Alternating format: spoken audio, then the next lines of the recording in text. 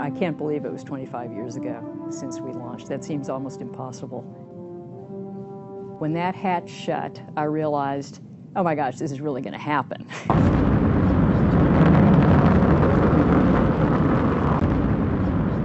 The moment of ignition, there's absolutely nothing like it. There is so much power, so much thunder. You know that something you have no control over at all is happening for the next 8.5 minutes. There's rocket fuel that's in a controlled explosion beneath you, but yet the experience is just so new and so different that it seems like it's over in a heartbeat. The memories to me are as if it were yesterday. When the space shuttle's engines cut off and you're finally in space, in orbit, and weightless. And then I remember unstrapping from my seat, floating over to the window, and that's when I got my first view of Earth. Just a spectacular view, and a chance to see our planet as a planet, which very few people have the opportunity to do. I could see coral reefs off the coast of Australia, huge storms swirling in the ocean. I could see an enormous dust storm building over northern Africa and then starting its way across the North Atlantic toward us.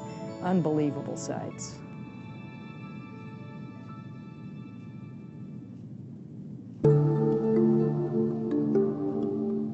I remember the first time that I looked towards the horizon, I saw the blackness of space and then this bright blue Earth. And then I noticed right along the horizon, it looked as if someone had taken a royal blue crayon and just traced along Earth's horizon. And then I realized that that blue line, that really thin royal blue line, was Earth's atmosphere.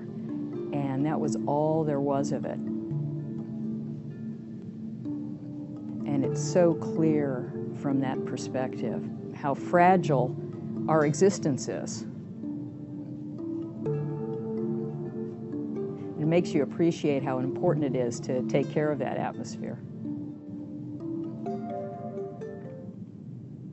On my second flight, we carried a variety of Earth-looking experiments. We were actually an Earth Sciences flight.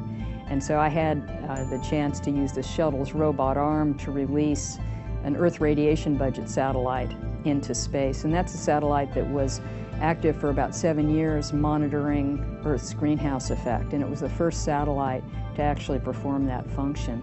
We also carried a big radar with us in the payload bay that was studying land features, landforms on Earth and the surface of the ocean. So it was seismic features on Earth and getting some elevation and topography data. Several advanced successors of that radar have flown in space and have since given us the most detailed topographic 3D map of the surface of the Earth. And they've really revolutionized the way we're able to look at the surface of our planet.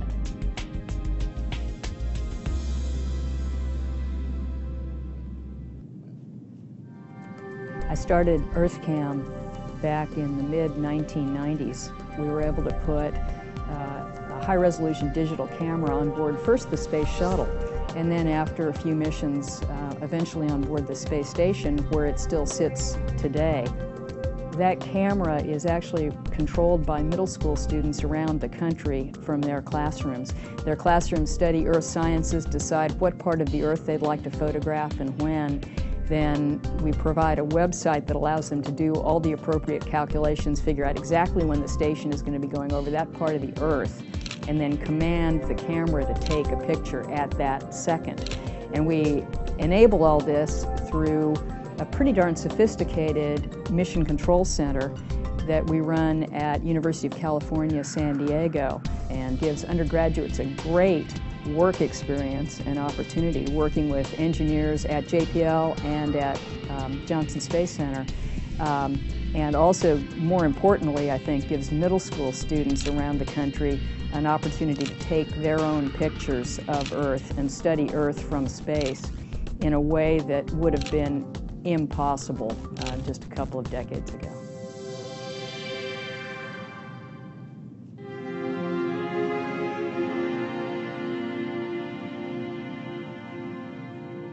In the 25 years since my first flight, we've learned a lot about the planet.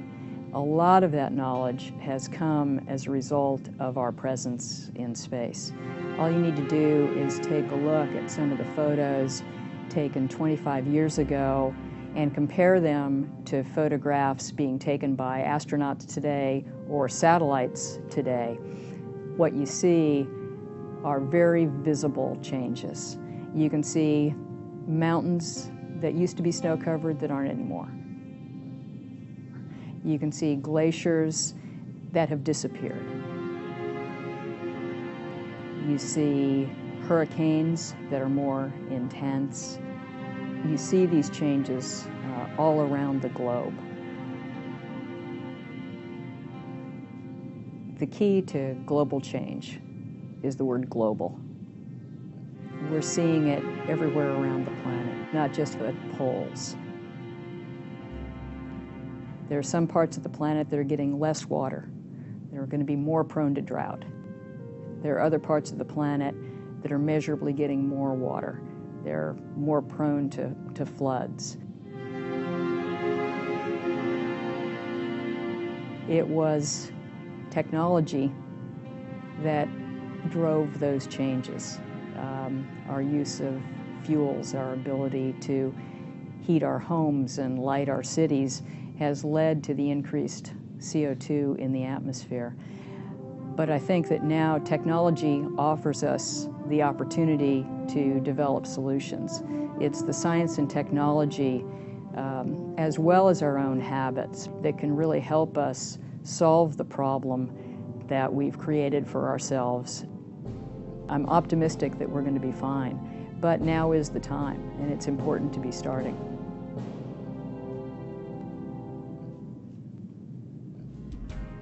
The next generation, the kids in school today, know a lot about climate change.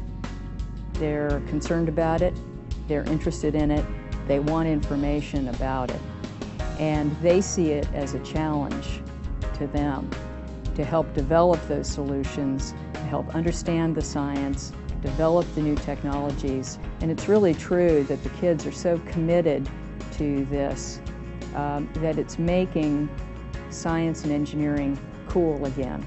So I think that the future of the planet is in our hands to help enable the scientists and engineers, technologists of the future to take on this challenge. We've caught on to the problem in time, and now it's just a matter of committing ourselves to the solutions. And the space program, space technology, is going to be critical as we approach this challenge of the 21st century.